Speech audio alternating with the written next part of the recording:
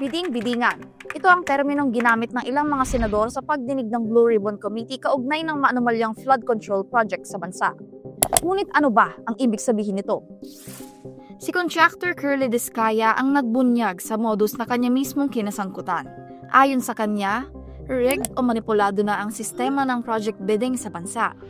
Bidding ang tawag sa proseso kung saan nag-aagawan ang iba't ibang kumpanya o individual upang makuha ang isang proyekto karaniwan sa gobyerno o pribadong sektor. Layunin nito na maging transparent at patas ang paggasta sa pera ng bayan, maiwasan ang korupsyon at masigurong dekalidad ang bawat proyekto sa tamang halaga.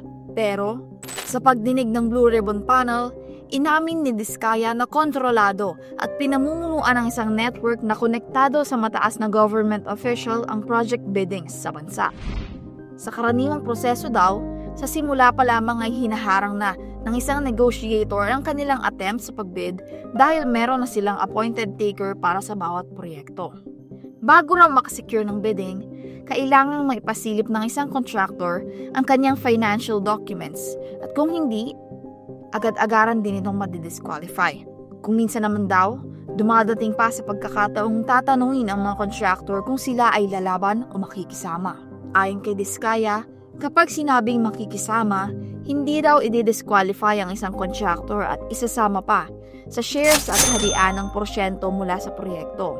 Minsan daw, upang manalo sa isang proyekto, nagbibigay ang mga kontratista ng advance o paunang bayad sa mga politiko para ma-reserve ang proyekto at masiguro ang kanilang puwesto.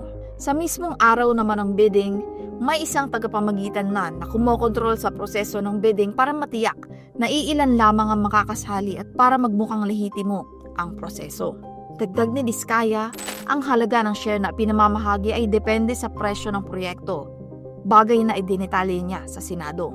Sinabi niya na ang porsyento ng share na nakukuha ng mga kontratista ay naglalaro mula sa 1 hanggang 3% ng kabuuang presyo ng proyekto.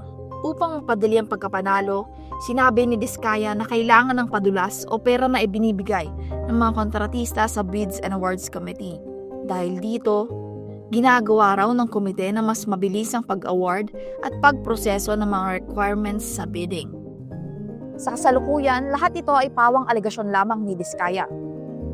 Patuloy naman ang investigasyon ng Independent Commission for Infrastructure sa maanumalyang flood control project sa bansa. For more stories, visit Inquirer.net.